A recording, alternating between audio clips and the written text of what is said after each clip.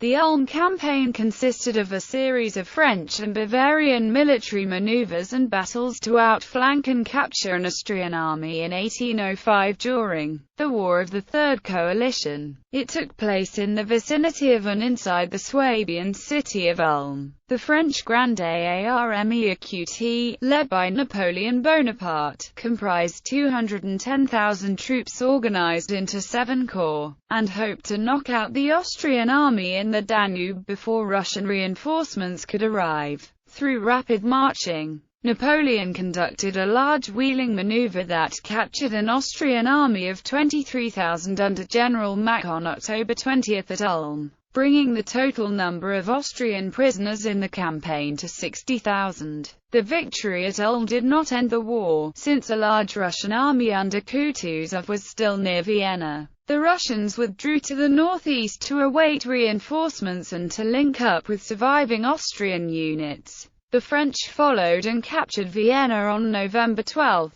On December 2, the decisive French victory at Austerlitz removed Austria from the war. The resulting Treaty of Pressburg in late December brought the Third Coalition to an end and left Napoleonic France as the major power in Central Europe, leading to the War of the Fourth Coalition with Prussia and Russia the following year. Prelude. Europe had been by then embroiled in the French Revolutionary Wars since 1792. After 5 years of war, the French Republic subdued the First Coalition in 1797. A second coalition was formed in 1798, but this too was defeated by 1801. Britain remained the only opponent for the new French consulate. In March 1802, France and Britain agreed to end hostilities under the Treaty of Amiens. For the first time in 10 years, all of Europe was at peace. There were many problems between the two sides, and implementing the agreements they had reached at Amiens seemed to be a growing challenge. Britain resented having to turn over all colonial conquests since 1793, and France was angry that British troops had not evacuated the island of Malta. The tense situation only worsened when Napoleon sent an expeditionary force to crush the Haitian Revolution. In May 1803, Britain declared war on France.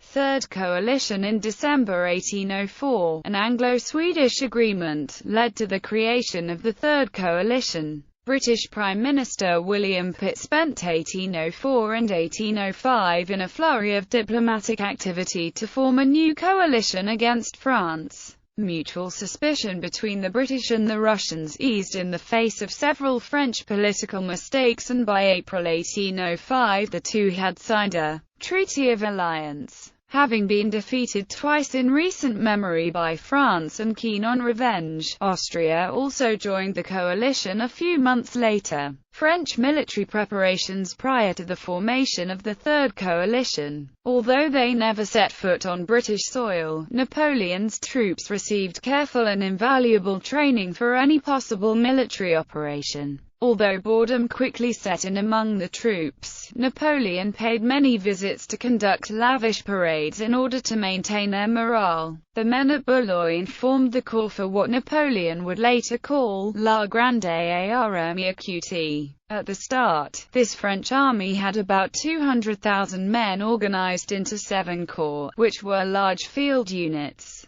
each containing about 36 to 40 cannon each and capable of independent action until other corps could arrive. On top of these forces, Napoleon created a cavalry reserve of 22,000 troopers organized into 2 cuirassier divisions, 4 mounted dragoon divisions and 2 divisions of dismounted dragoons and light cavalry, all supported by 24 artillery pieces. By 1805, La Grande Armée Equute had grown to a force of 350,000, was well equipped, well trained, and possessed a competent officer class where almost all from sergeants to marshals had experience in the recent revolutionary wars. Austrian military preparations. Archduke Charles, brother of the Austrian emperor, had started to reform the Austrian army in 1801 by taking away power from the Hofkriegsrat, the military political council responsible for decision-making in the Austrian armed forces.